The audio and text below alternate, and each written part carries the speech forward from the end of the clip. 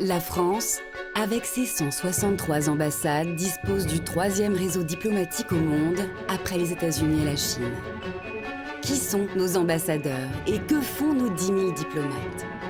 Pour le savoir, nous sommes partis à leur rencontre aux 4 coins du monde.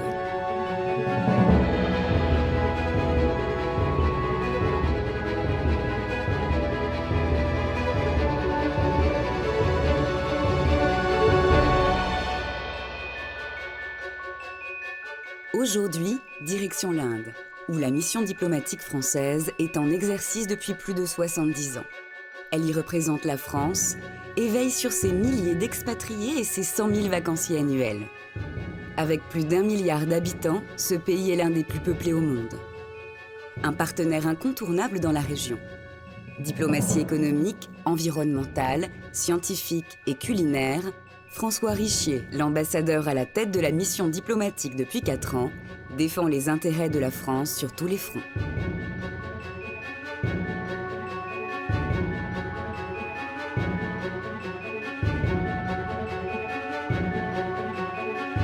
La diplomatie, ce sont des hommes et des femmes qui travaillent dans les pays étrangers, en France, pour, je crois, essentiellement faire que la France rayonne par le monde et que son message soit entendu.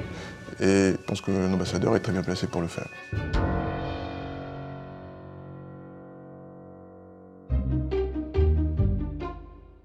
Face à l'ambassade, un somptueux jardin guide le visiteur jusqu'à la résidence de France.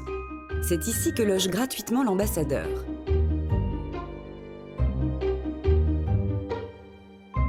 Ce luxueux logement de fonction sert avant tout les intérêts de la France et participe activement à sa représentation. Ce soir, justement, une grande réception se prépare.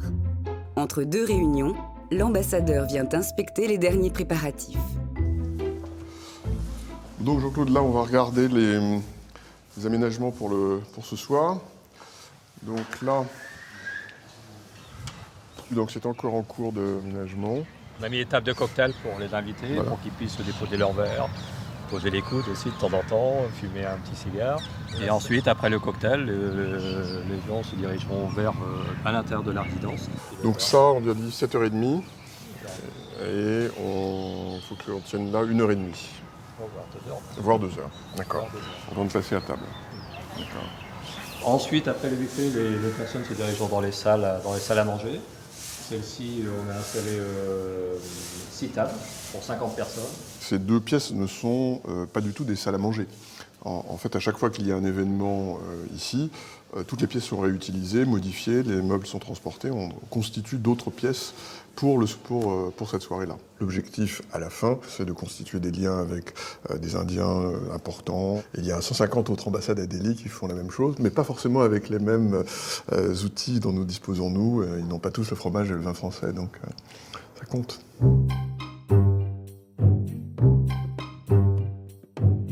À l'autre bout de Delhi, dans la moiteur d'un des plus beaux marchés de la ville, le Inna Market, l'activité bat son plein.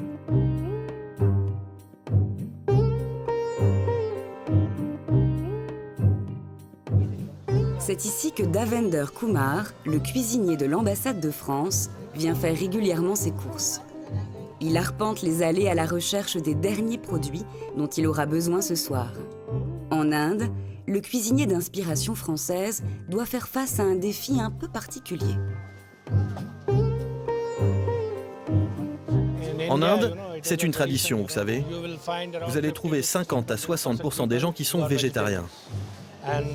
En Inde, végétarien, ça signifie uniquement des légumes. Pas comme en France où certains végétariens mangent du poisson ou de la viande blanche.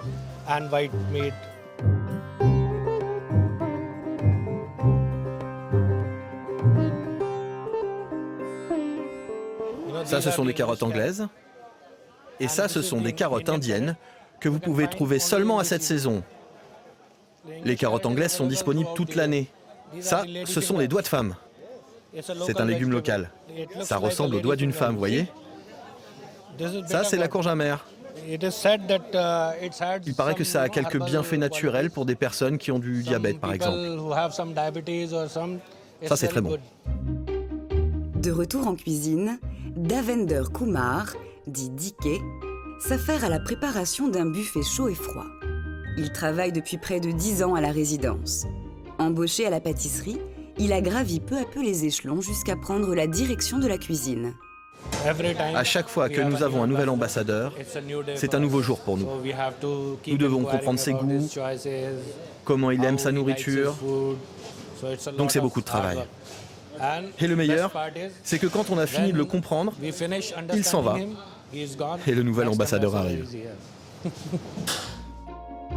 Ce soir, le travail de Diké est à l'honneur. Il participe à l'opération Goût de France. Un peu partout dans le monde, un soir par an, plus de 1500 restaurants mettent à l'honneur la cuisine française avec un menu 100% tricolore. Les ambassades sont toutes conviées à participer à cette opération. Dans chaque résidence de France du monde entier, la gastronomie française doit briller de mille feux. On appelle cela la gastronodiplomatie. Alors, voyons le menu. Bon, champagne, gougère, ça. Donc ça, c'est le menu Goût de France de base qu'on a appliqué. La structure du menu est décidée à Paris. Et puis, donc, simplement, nous, on est, en fonction de ce qu'on a ici, on essaye de faire ce qu'on peut mieux correspondant à cette charte. Pour vous donner un exemple, trouver du foie gras à Delhi, c'est très, très difficile. D'autant plus que c'est interdit à l'importation. Donc là, pour les entrées, poisson entier froid, salade de volaille et poire, plateau de charcuterie, et puis en plus, taboulé à la menthe et salade de tomates, ça c'est pour les végétariens. Alors le menu végétarien, c'est pour les invités végétariens, et en Inde, il y a beaucoup de végétariens. Buffet de fromage affiné, donc ça c'est toujours le point le plus délicat. Vous êtes content des arrivages, hein? Oui, ça va. Ça va? Parce que ça, c'est toujours un peu compliqué, les arrivages de fromage. D'abord parce qu'il faut qu'ils arrivent à temps. Et puis, donc, ils voyagent, donc il y a toujours un peu des risques de difficultés avec le fromage. Et puis, il faut aussi qu'on ait des fromages de bonne qualité. Et c'est parfois un peu compliqué. Et pour les vins, donc, un chèvre noir blanc Bourgogne, très bien. Et chèvre noir rouge, Bourgogne, très bien. Bon, bah, c'est parfait. Et ça va, la cuisine, ils tiennent On va aller voir. Hello, Diké. Comment ça va? All right. Donc, montre-moi les préparations. Là, nous faisons des tartes aux poires. Très bien. Vous avez des gougères au fromage ici. Penses-tu qu'on en aura assez? Oui. Ça sent très bon. Est-ce qu'on peut goûter les gougères? C'est très chaud. C'est trop chaud. Ok. On peut toujours faire des dîners plus simplifiés, mais ce que l'attendent beaucoup de gens qui viennent à l'ambassade de France, c'est précisément d'avoir des éléments culinaires rares, exceptionnels pour l'Inde, et de préférence arrivant de France. C'est ça la clé. Si on commet une erreur, on la paye très cher et très longtemps. Donc je surveille tout de A à Z, mais l'équipe est formidable, donc ça fait, en général, il y a rarement de difficultés.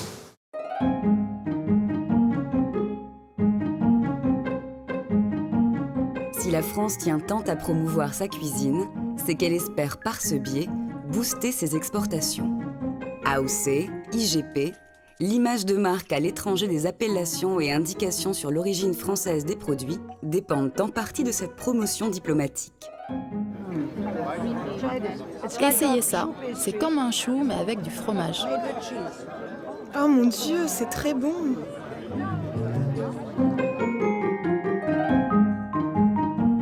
Pour cet événement, le tout Delhi est invité.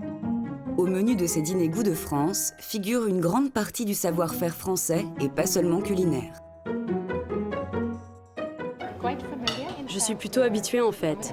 Je suis dans un magazine et j'ai participé au premier Goût de France à Bombay avec Atout France, Air France et Jean-Claude Biguin. En fait, ce dîner est une invitation lancée au monde pour venir découvrir la France. Autrement dit, le Quai d'Orsay compte sur son assiette pour faire le plein de touristes qui financeront des emplois non délocalisables. Je suis déjà allée à Paris avant. Paris, comme vous dites. Mais après ça, je devrais y aller, juste pour goûter la cuisine. La dernière fois, je suis allée voir les monuments. Cette fois-ci, il faut que j'y aille pour tester la cuisine. C'est fantastique. On n'a pas tous les jours de la cuisine française classique et authentique. C'est fantastique.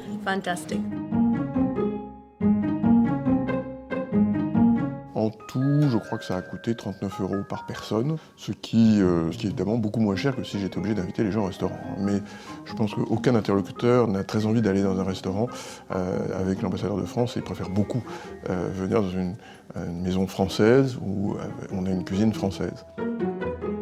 Mais pour convaincre plus d'un demi-milliard de végétariens et plusieurs centaines de millions de musulmans de venir faire un tour au pays du saucisson et du foie gras, l'ambassadeur va devoir mettre les bouchées doubles.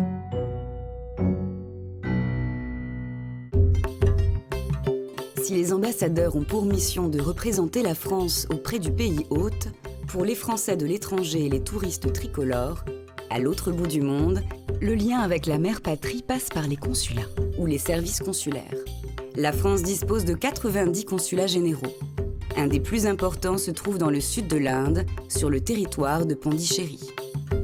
L'histoire française de Pondichéry débute pendant la période des colonies et de la création de la Compagnie des Indes. En 1963, l'Inde prend son indépendance et la France laisse derrière elle plusieurs centaines de milliers d'Indiens. Les populations locales doivent alors choisir leur nationalité. Rester français à l'autre bout du monde ou parier sur l'aventure de l'indépendance. Aujourd'hui, plus de 7000 Indiens de Pondichéry sont français depuis leur naissance, sans même jamais avoir mis les pieds dans l'Hexagone ni parler la langue française.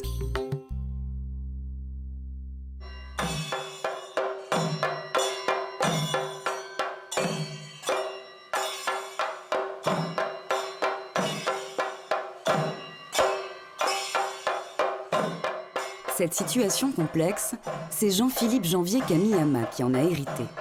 Ce consul général de France en poste depuis 2 ans est un peu le maire du village France du territoire de Pondichéry. Il est invité à un mariage religieux hindou de jeunes Français de Pondichéry. Monsieur le consul se rend sur le terrain pour comprendre ses administrés. Par rapport à d'autres postes où on connaît surtout des expatriés, celui de Pondichéry s'adresse à des concitoyens, pour la plupart, nés en Inde, donc issus de ce territoire, donc qui ont des attentes particulières, des besoins particuliers qu'on doit prendre en compte. Et donc il est important pour moi d'aller les visiter, de comprendre comment ils vivent, quels sont leurs besoins et leurs soucis. Qu'est-ce qui est en train de se passer sur l'estrade ? Là, en fait, la première des choses que chacun nous fait avant de commencer toute cérémonie religieuse, c'est faire un hommage et une prière au dieu Vinayagar, qui est le dieu éléphant. Une fois que la prière est faite, on va remettre un cordon autour du marié. Donc c'est pour être dans un état de pureté religieuse et spirituelle pour pouvoir commencer la cérémonie. Et ensuite, il va faire une deuxième prière. Les parents des 2 enfants vont se mettre côte à côte. Chaque enfant, c'est-à-dire l'homme et la femme, vont rendre l'ultime hommage qu'ils ont à rendre pour les parents, en versant de l'eau bénite sur leurs pieds, en les remerciant de l'avoir mis au monde, de les avoir éduqués, etc. Et ensuite, l'étape ultime, c'est le mariage, qui va être concrétisé par le cordon jaune, qui représente en fait la divinité familiale de la famille du marié. Et c'est ce qui concrétise le mariage. Merci. Oui, c'est important de comprendre le cérémonial et toute sa valeur symbolique. La société indienne est imprégnée de religion. On passerait à côté de beaucoup de choses si on ne s'intéressait pas à la religion du pays qui nous accueille. C'est quand même le fondement culturel de l'Inde. Si on ne s'intéressait pas à la religion, ça serait une faute professionnelle. Les mariages religieux hindous se déroulent sur plusieurs jours. Ces fêtes réunissent plusieurs milliers de personnes. Aujourd'hui, 2500 invités assistent à l'union de Vishnu et Shiva. Ces jeunes sont dans une situation atypique. Ils ne parlent pas français, n'ont jamais mis les pieds sur le territoire, mais tiennent à leur nationalité française. Pour eux, c'est important d'être mariés entre Français de Pondichéry. Bravo! Il le sait, on s'est déjà vu. À cet après-midi!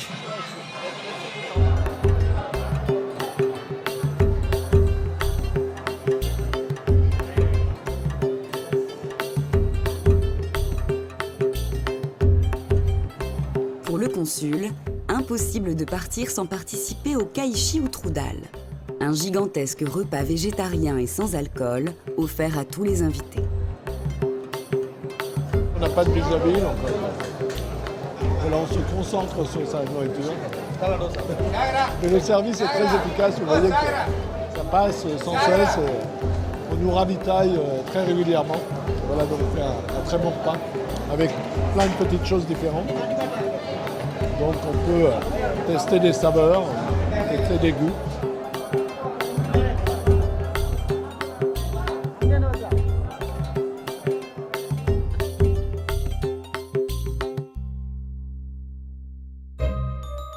La cérémonie religieuse finie, les jeunes mariés et le premier cercle familial rejoignent le consulat général de France de Pondichéry.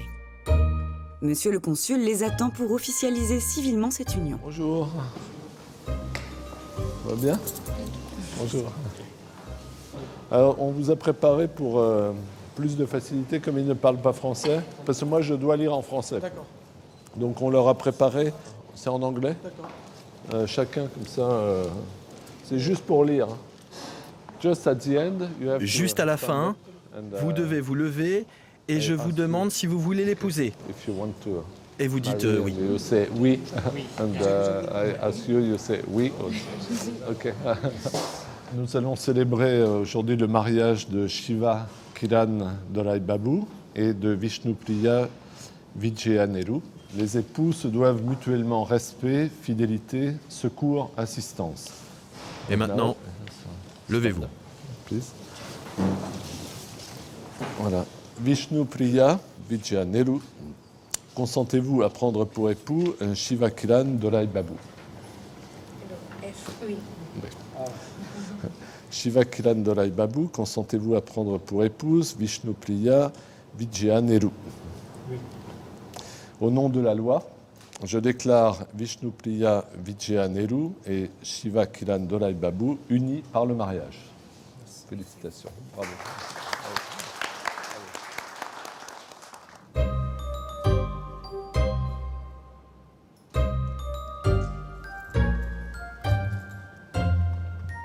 Félicitations. Voilà. C'est à vous. Je vais vous accompagner dans le jardin du consulat. D'accord. OK.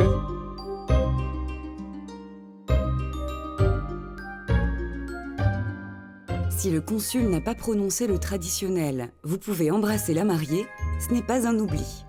Tant que cela reste dans la légalité, la France s'adapte au langage et aux traditions de ses concitoyens. Dans la culture tamoule, on ne s'embrasse pas en public, dans les lieux publics. Pas devant les parents. Oui, devant les parents, devant les anciens et dans les lieux publics. Et donc je vais, parce que vous le demandez, je vais le faire sur sa main.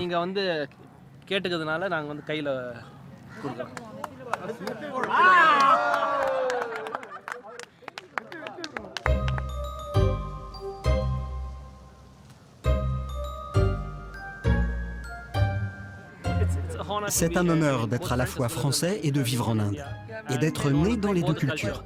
La culture française, aussi bien que la culture traditionnelle tamoule, c'est un mix. Voir comment les gens vivent, c'est ce que j'appelle la diplomatie du bazar. C'est tout ce qui fait justement la connaissance fine de ce territoire. Ce n'est pas uniquement de lire des analyses ou de rencontrer des politiciens ou des grands chefs d'entreprise, mais également de voir comment au quotidien nos compatriotes vivent et les Indiens vivent. Ils vivent de la même manière. Donc j'observe ça toujours avec mon œil d'anthropologue, avec beaucoup d'intérêt, mais aussi avec beaucoup d'émotion.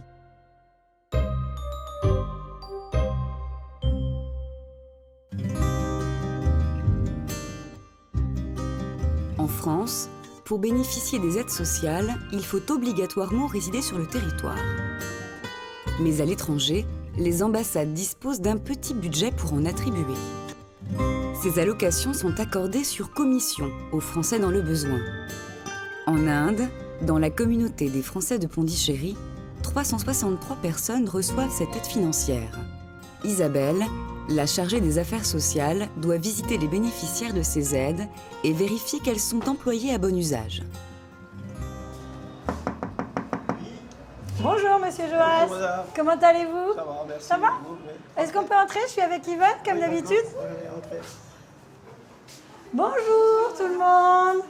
Bonjour mademoiselle. Ça va? C'est bien les vacances? Oui. Oui.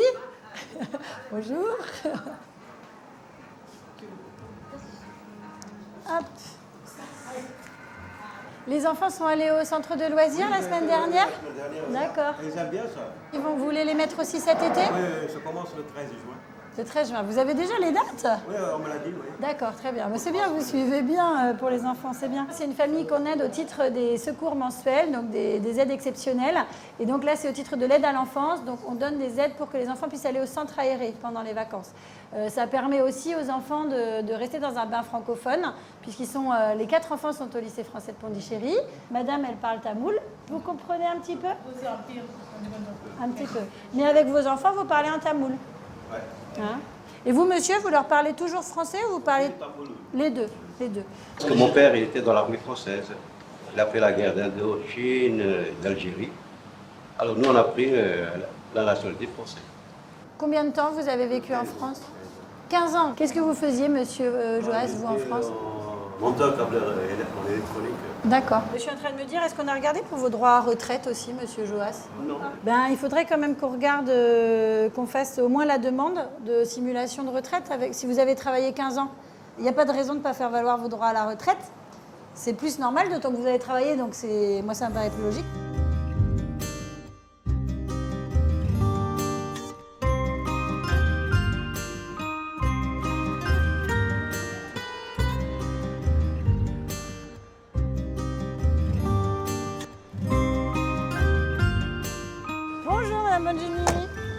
Comment allez-vous? Ça va? Ça va, madame? Vous allez bien? Oui? On avait fait une aide de 125 €. Alors, on avait fait pour 2 choses. Pour le toit, pour réparer votre toit, et puis une aide alimentaire parce que vous n'avez pas de ressources du tout et que vous n'avez pas non plus ni parents ni enfants pour vous aider au titre de l'obligation alimentaire. Elle redit que ce ne sera pas suffisant pour taper la maison. Oui, ce ne sera pas suffisant. Alors, est-ce que vous savez combien il faut pour votre toit pour que ce soit étanche? En fait, ce type de toit-là, madame, vous me dites si je me trompe, normalement, ils font 2 ou 3 saisons des pluies. Là, j'ai l'impression qu'il ne peut pas... Et un moisi aussi. Je pense qu'il faudrait peut-être le refaire entièrement parce qu'il y a quand même beaucoup de trous. Même là... mais par contre, ça serait bien, madame, que vous puissiez nous présenter un devis pour votre toit. Et vous connaissez quelqu'un pour le devis? யாராச்சும் தெரியுமா உங்களுக்கு அந்த எஸ்டிமேஷன் எவ்வளோன்னு எழுதி கொடுக்கறதுக்கு? Non, elle va demander. D'accord. Bon, si vous avez besoin d'aide pour ça, vous nous demandez. On pourra demander aussi aux collègues du consulat de vous trouver quelqu'un de fiable pour le toit. Hein, ça, on peut demander à l'intendant. Elle aimerait bien qu'on demande avec notre intendant. Oui, je vais demander à Patanaïque parce que c'est vrai qu'après, il y a des gens qui peuvent n'être pas trop honnêtes. Et puis, l'aide qu'on verse à nos concitoyens français, c'est pas de la charité, c'est l'équivalent de l'aide sociale en fait, qu'on verse à l'étranger. Alors une aide sociale qui n'est pas de droit, c'est-à-dire que nos compatriotes ne peuvent pas demander aux tribunaux cette aide, mais c'est la volonté du ministre des Affaires étrangères qui, depuis le début des années 80, a décidé d'aider aussi nos compatriotes à l'étranger. Donc Madame Mangini, comme elle est dans une situation très précaire, on l'aide par le biais des secours. Donc ce sont des aides exceptionnelles qu'on lui verse pour pouvoir manger et payer un minimum ses médicaments. Au revoir madame, prenez soin de vous et à bientôt. Hein? N'hésitez pas à venir à la permanence s'il y a besoin ou à nous appeler, d'accord? Au revoir madame Mangini, à bientôt. À demain. Effectivement, en Inde, le fait d'être femme, célibataire, isolée, c'est vraiment la situation la plus difficile qu'on peut imaginer, puisque effectivement, une femme qui n'est pas mariée en Inde, elle n'a quasiment pas d'existence en soi. Hein, c'est ça qui est assez compliqué ici pour ces femmes. Mais c'est vrai que c'est difficile parce qu'on se dit même si on les aide financièrement, ça ne pourra pas compenser le regard de la société, le fait qu'elle n'ait pas accès à la liberté, au respect en tant que personne à part entière. C'est vraiment assez compliqué dans la société indienne. Pendant ce temps, dans le nord de l'Inde, au City Palace d'Udaipur, l'ambassadeur de France, François Richier, tente toujours de lisser l'image du français carnivore au pays de la vache sacrée. Sa mission le porte au City Palace, un complexe de plusieurs palais situé sur la rive du lac Pichola, dans la ville d'Udaipur. Pour convaincre les Indiens de notre passion pour la verdure, le diplomate a ramené dans sa valise un argument de poids. L'atout majeur de François Richier dans sa mission, c'est lui. Sébastien Sanjou, ce chef étoilé du sud de la France sera peut-être ce soir le meilleur ambassadeur de la gastronodiplomatie. Chef! Ah, ok. Ouais, pour nous, c'est des lentilles corail. Nous avons 15 variétés différentes de lentilles. Ah, bien sûr. C'est un produit très important dans votre alimentation, non? C'est la raison pour laquelle je fais des lentilles ce soir. Parce que je pense que c'est amusant. Un Français qui fait des lentilles en Inde, c'est marrant. Donc l'idée quand même, c'est que les Indiens ont un petit peu du mal à venir en Occident et dans notre pays en particulier, parce qu'ils ont un petit peu peur qu'on ne soit pas capable justement de s'adapter à leur spécificité et à leur goût. Donc je trouvais intéressant de leur proposer pour le coup un menu végétarien, en leur disant voilà quoi, notre cuisine française, elle sait vous accueillir, elle sait s'adapter à vos envies. Et vous pouvez vous faire plaisir avec notre culture, notre gastronomie. On va avoir une mise de table à la française, on va faire un dîner donc en menu dégustation, on va avoir 5 services. Dîner qui va être accompagné par des vins français, donc un accord mets et vins, ce qui est aussi une spécificité française. On va essayer vraiment de leur apporter non seulement certes la cuisine française, mais tout ce qui va autour, et c'est ça qui est important aussi. L'idée c'était que comme nous avions plusieurs éléments de coopération qui se développaient à peu près simultanément, on a juste essayé de les faire converger. Et on les a fait converger avec une visite du président du château de Chambord, le jour de Goût de France, avec le chef étoilé Michelin qui est venu de France, tout ça dans le contexte évidemment du palais de Udaipur. C'est une bonne synthèse entre la gastronomie, le tourisme, la culture, le patrimoine. Si le roi des palais indiens, le Maharana d'Udaipur, a invité la France à sa table, c'est parce que le City Palais d'Udaipur et le château de Chambord partagent ensemble une passion et un savoir-faire commun dans la restauration et la valorisation des vieux châteaux ou palais. Patrimoine, architecture, hôtellerie de luxe, le couple Udaipur-Chambord semble déjà roucoulé. Je n'imagine pas des Français manger végétarien. C'était le grand challenge. Comment un chef français allait pouvoir faire une cuisine inventive en utilisant des ingrédients végétariens? Allez-vous servir du vin français aujourd'hui? Oui, bien sûr. Nous pouvons faire un effort sur la viande, mais pas sur le vin. Il y a une histoire diplomatique à ce propos, une histoire très récente. Nous accueillions le nouveau président d'Iran et ils nous ont demandé d'enlever le vin pour le dîner d'État. Donc il y a eu un débat pendant 2 ou 3 jours.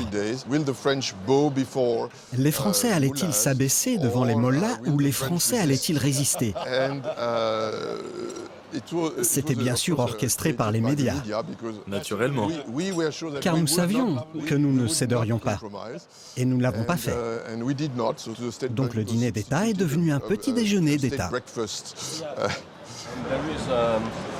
Il y a une autre idée, mais qui dépend vraiment de votre majesté.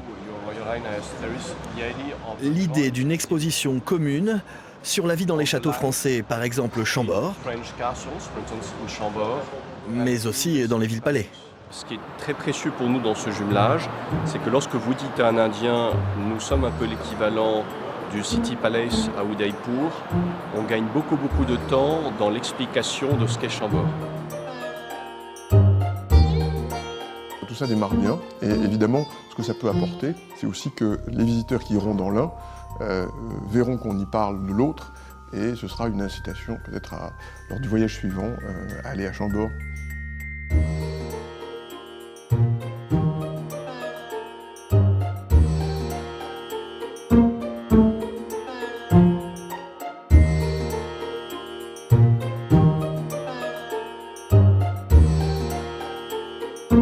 Une vue comme ça. Il y a pire quand même. Mais bien de la truffe, Mika, on est... Hein? Non mais vas-y mon pote, envoie de la truffe quoi. C'est quoi, on va pas la ramener à la maison. Hein? Garde-en quand même pour notre ami là, qu'il puisse en ramener chez lui. On va leur en donner un peu de truffe. On va en offrir au prince aussi, je pense qu'il doit aimer ça. Je trouvais quand même sympa de réaliser un menu avec des produits français. Et donc on a fait effectivement une valise diplomatique, parce que c'est assez compliqué de rentrer avec de la nourriture sur le territoire indien. Alors même si en vérité tout ce qu'on amène est absolument légal, hein, puisqu'il n'y a bien évidemment aucun produit qui ne mange pas et on n'est que sur des légumes. Mais bon, pour simplifier quand même l'arrivée, les douanes et tout ça, c'était quand même beaucoup plus facile. Donc j'avoue que la valise diplo, c'est quand même pas si mal que ça. Ça fait partie des trucs bien pratiques qu'on a. Voilà. Pour ce dîner, l'ambassadeur l'a joué très fine. Il ne prend financièrement en charge que le vin au titre de la promotion des vins français. Pour cela, il a vidé une partie de la cave de la résidence et l'a fait transporter en voiture jusqu'au palais. Au final, la France se paye les jardins d'Udaipur comme outil d'influence pour moins de 500 €. À l'heure des petites économies, c'est un véritable coup de maître de l'ambassadeur. La gastronomie est vraiment un soft power. C'est très facile de rassembler des personnes autour de la table et de les laisser apprécier quelque chose ensemble. Donc c'est très facile de faire la paix ensuite.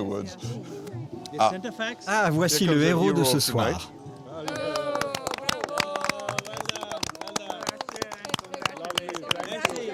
Tout le monde a commenté la différence entre les lentilles françaises et le dal, et l'absence de masala, etc.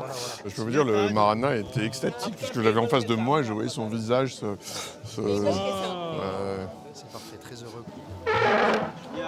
Je pense qu'on devrait tous lui faire une standing ovation.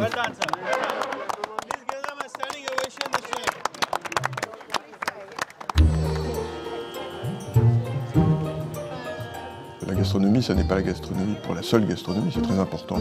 Mais ce qui est important en Inde, en tout cas, c'est que ça fait partie de toute une gamme de messages que nous adressons aux Indiens afin de bien caler l'image de la France en Inde. Et cette image, c'est qualité, créativité. À partir de là, tout peut en découler, que ce soit dans le domaine de l'éducation et l'enseignement supérieur, dans le domaine de la recherche, dans le domaine des grands contrats. Je pense que ça contribue, mieux que toutes les campagnes médiatiques, à ancrer cette image et à ensuite entraîner, bien entendu, des décisions positives dans notre direction.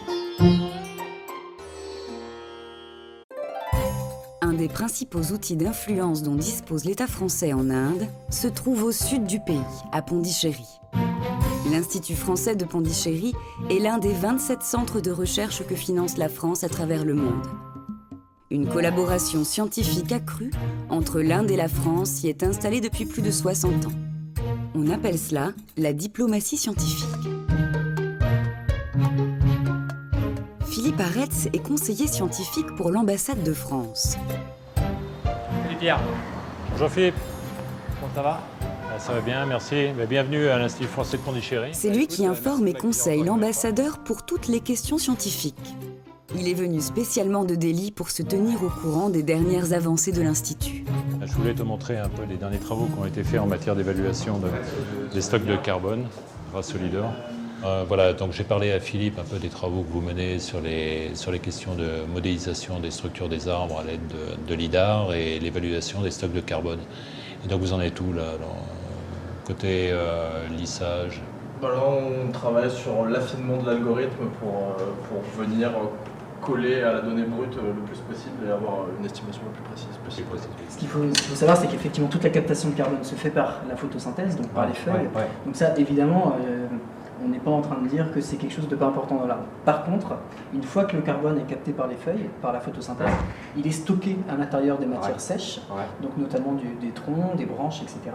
Et en fait, la majorité du carbone est stocké justement dans ce tronc et dans ces branches. L'idée, c'est d'avoir des systèmes de mesure qui soient capables de modéliser en fait quelle est la capacité d'un arbre à stocker du carbone, et d'ensuite d'essayer d'avoir une extrapolation de la capacité d'une couverture forestière à capter du carbone. Donc d'avoir effectivement, on va dire, une meilleure idée de quelle est l'empreinte, on va dire, carbone à l'échelle d'une forêt ou d'une surface forestière. C'est assez intéressant, surtout dans la problématique aujourd'hui du changement climatique. L'étape suivante, de changer d'échelle pour avoir des outils sur l'évaluation des stocks de carbone. Et ainsi, on pourra être en mesure de fournir au gouvernement indien des outils de négociation dans les cadres des grands accords internationaux en termes de changement climatique. Et donc ce masque, c'est un Google Cardboard qui permet de lancer des applications sur smartphone et de transformer le smartphone en carte de réalité virtuelle. Pour l'instant, non, c'est plus un outil de communication et un outil qui me permet à moi, qui travaille sur les surfaces, de venir voir si mes surfaces s'ajustent parfaitement au point. D'accord. Mais quand tout le dispositif permanent sera dedans, tu vois, tu pourras même virtuellement faire du terrain. D'accord.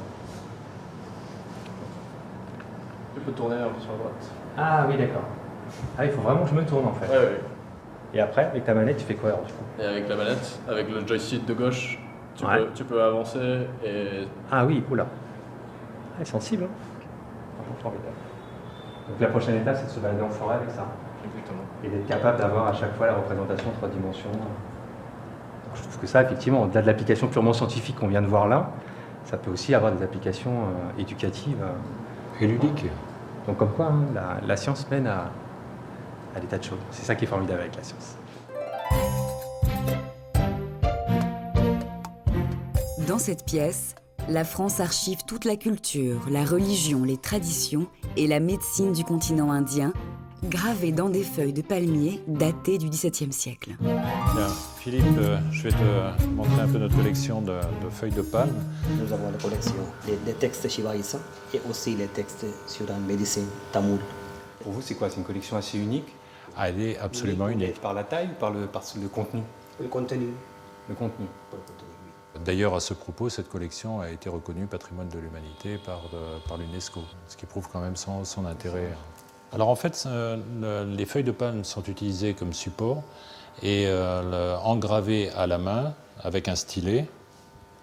Et dans un deuxième temps, une fois que la gravure est réalisée, on applique une pâte qui est constituée de charbon de bois concassé avec un jus de plante qui permet d'obtenir le contraste nécessaire pour la lecture.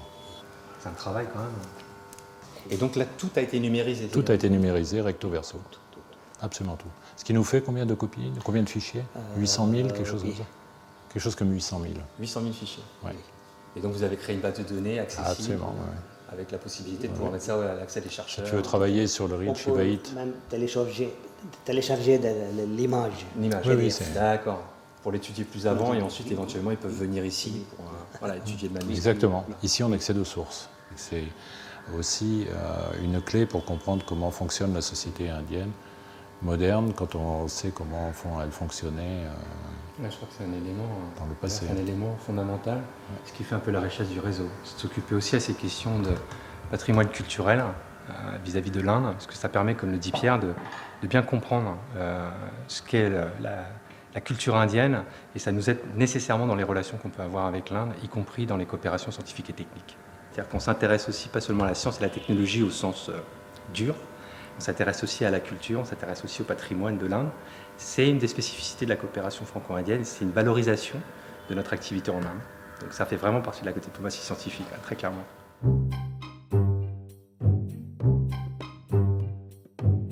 Le savoir et l'enseignement font partie des grands atouts de la France sur l'échiquier mondial. À l'étranger, l'enseignement français rassemble près de 500 établissements répartis dans 135 pays. Plus de 300 000 élèves y sont scolarisés de la maternelle à la terminale.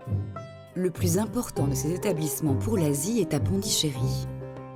Il existe depuis environ 200 ans et accueille aujourd'hui près d'1 millier d'élèves.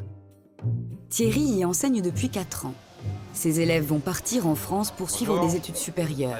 L'heure est aux questions. Installez-vous. Bonjour. Ce matin, donc, on va faire un point sur cette préparation de départ en France. Dans 1 mois et demi, vous passez le baccalauréat.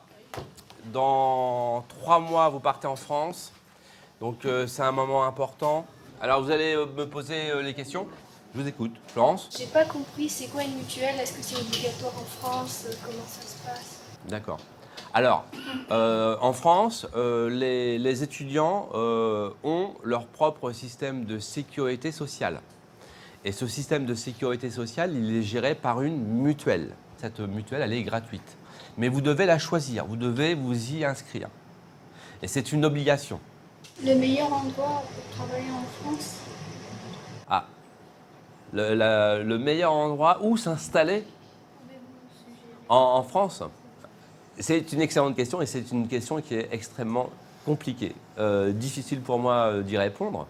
La France, c'est différentes régions, c'est différents climats. Je sais, c'est extrêmement compliqué pour vous de faire ce choix. Quand vous n'avez pas de réseau, pas de famille sur place, Où est-ce que je vais m'installer? Est-ce que je vais m'installer à Rennes? Est-ce que je vais m'installer à Strasbourg, à Dunkerque, à Toulouse? Moi, ce que je vous conseille, quand vous n'avez pas de contact, je le répète, c'est la province, des petites villes, parce que c'est plus simple, l'intégration est peut-être plus facile, il y a moins de contraintes en termes de transport.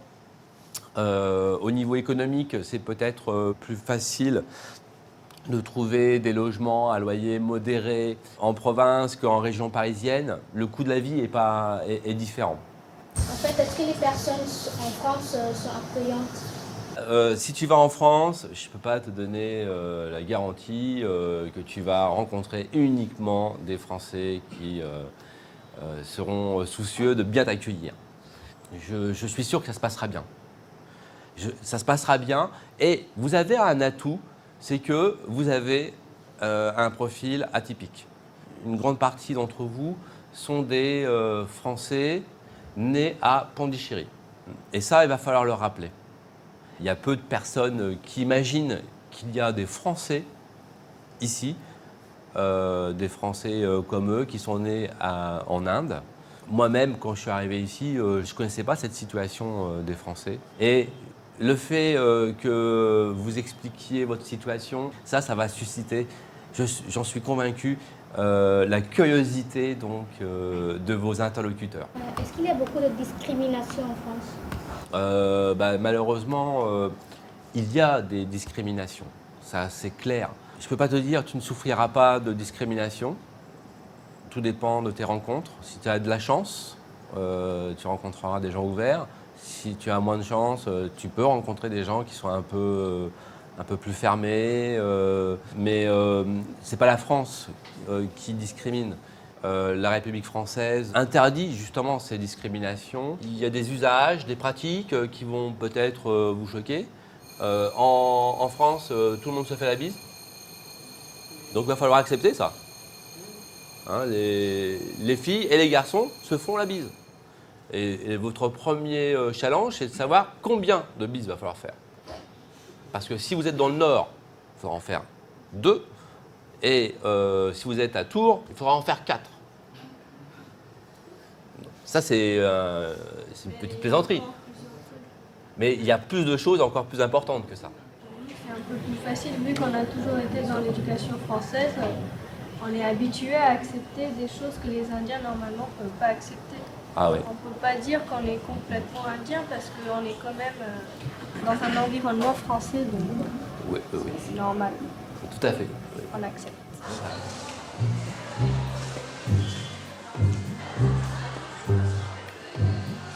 Je suis vraiment très fier de travailler pour l'Agence de l'enseignement français à l'étranger parce que c'est un établissement d'excellence. Et cette excellence-là, on la met au service de personnes qui ne sont pas particulièrement favorisées. Et donc, on participe vraiment à la mise en place de l'ascenseur social, quoi. Et l'ascenseur social, ici, il a beaucoup de sens. Pendant son temps libre, Thierry aide bénévolement un orphelinat de Pondichéry. Thierry et sa fille Louise ont créé des liens forts avec les enfants du centre. Un petit moment de vivre ensemble que le père et la fille ne rateraient pour rien au monde. Cet orphelinat, créé par une religieuse française il y a plus de 30 ans, accueille à temps plein une quarantaine de pensionnaires de 3 à 25 ans. Il est géré par d'anciens résidents et des bénévoles français.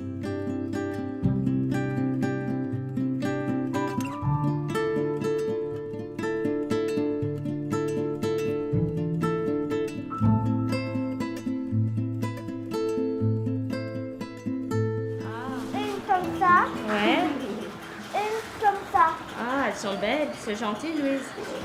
Wow. Tu sais, il y a un caviar. Ça va lui aller, tu sais. Elle est belle, la robe. Et alors, pourquoi tu donnes tes affaires? Parce qu'ils sont plus à ma taille et ça, c'est une robe de bébé de quand j'étais petite. Et celle-là, c'était où je vivais à la crèche, à La Réunion. Donc, c'est à donner.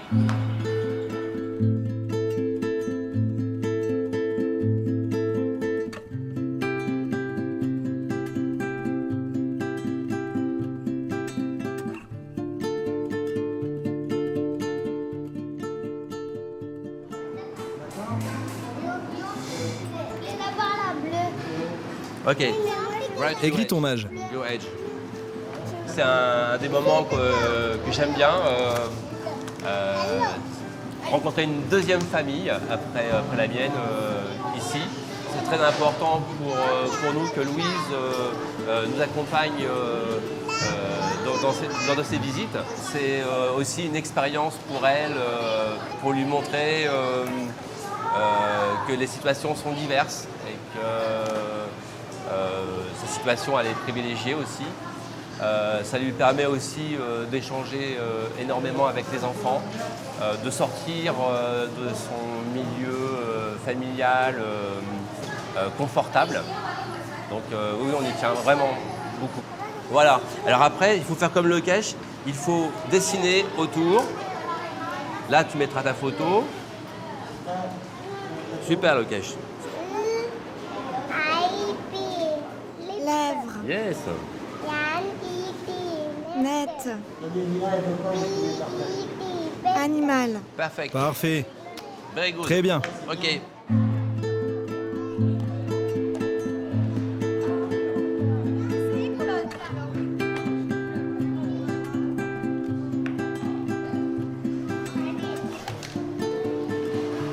Hello. Au revoir. 1, 2, 3, 4, 5, 6. Kavya, elle doit avoir 3 ans parce qu'on n'a aucune certitude sur son âge légal. Elle a été trouvée dans la rue, toute seule.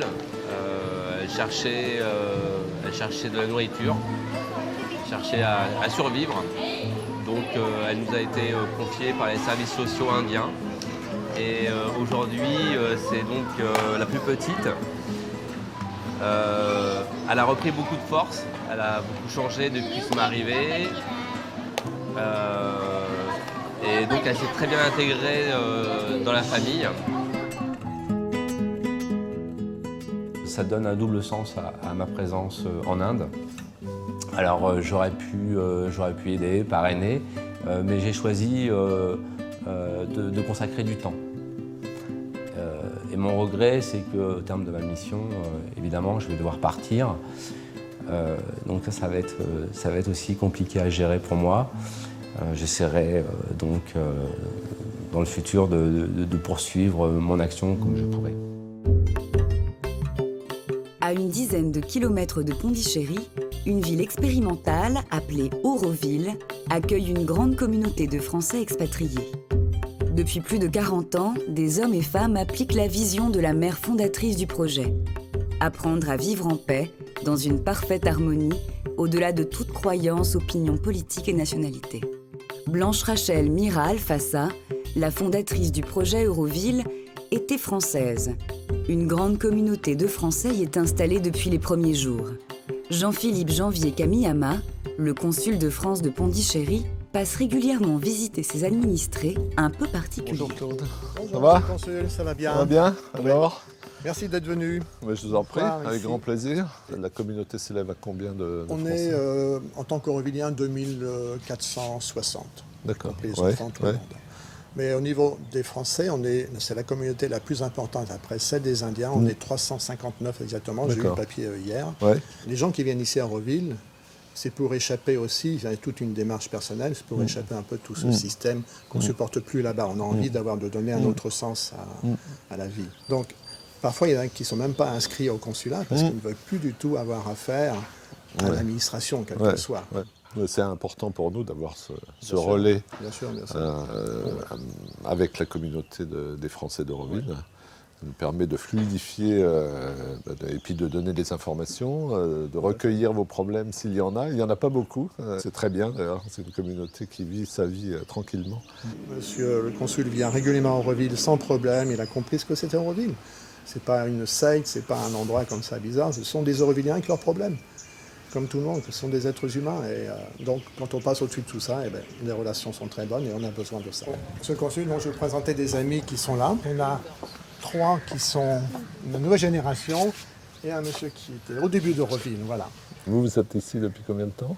à Auroville depuis 3 ans. D'accord. Et en Inde, 6 ans en plus pour faire des études. Vous êtes inscrit au consulat? Oui, d'accord. Bah, pas encore peut-être, parce que vous êtes tout jeune arrivant.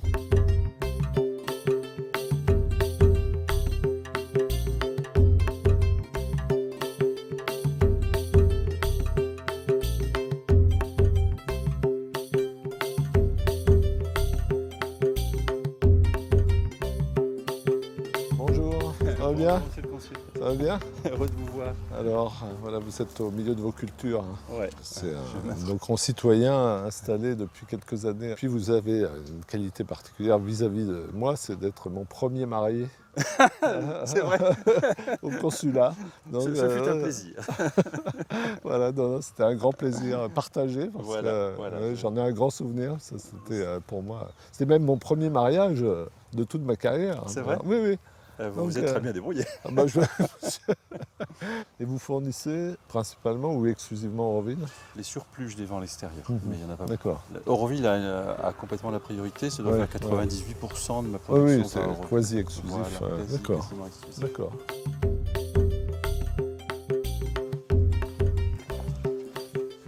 Bonjour. Merci de votre accueil. Merci. Ça va? C'est la première fois qu'on se rencontre. Oui. Vous avez été à l'ambassade récemment, non? Pour la visite du président, le 26. Vous n'avez pas vu certaines de mes sculptures, non? Comme ça, sur la pelouse?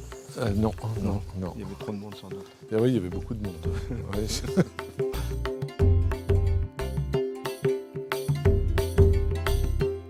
Donc vous vous êtes installé ici depuis combien de temps? Dans cette maison même il y a 12 ans, mais je suis là depuis 50 ans, 40 ans. D'accord, donc vous êtes un des pionniers. Oui. J'ai quitté juste après le mai 68. D'accord. J'ai senti. En fait, c'était amusant, on était dans une réunion et il y a une personne qui a dit « Camarades, le parti nous a trahis, les syndicats nous ont trahis, alors je suggère, il faut créer un nouveau syndicat et il faut créer un nouveau parti. » J'ai entendu ça et dit « Ah, ciao !» C'était pas tout ce que je cherchais. Donc je suis là depuis ce temps-là. D'accord. C'est comme un conte de fées, en fait, parce que c'est une vie très signifiante. On sait qu'on va quelque part, ça va peut-être prendre des milliers d'années, mais on suit la route. La plupart de mes peintures, quelles qu'elles soient, ou même les sculptures, c'est basé sur un langage de mon invention. Donc j'écris toujours des poèmes que j'aime beaucoup, de Rimbaud, de Neruda, ou des poèmes de mon invention. L'avantage, c'est que personne ne peut les lire, donc je peux me permettre d'écrire mes poèmes sans peur. Pour moi, c'est extrêmement important d'avoir des yeux d'anthropologue et donc de regarder avec une bienveillance mais scientifique en même temps ce qui nous entoure. Et dans mon quotidien, c'est ce que je fais en permanence. Ça aide beaucoup à comprendre, ça évite les jugements de valeur intempestifs. Et où qu'on soit au Japon, en Russie ou en Inde, il faut regarder toujours les choses avec cette bienveillance, mais en essayant de décrypter les signes qui vous apparaissent. C'est une démarche effectivement personnelle, mais que je conseille à mes collègues, puisqu'elle ouvre grand le regard sur les territoires où nous exerçons notre métier.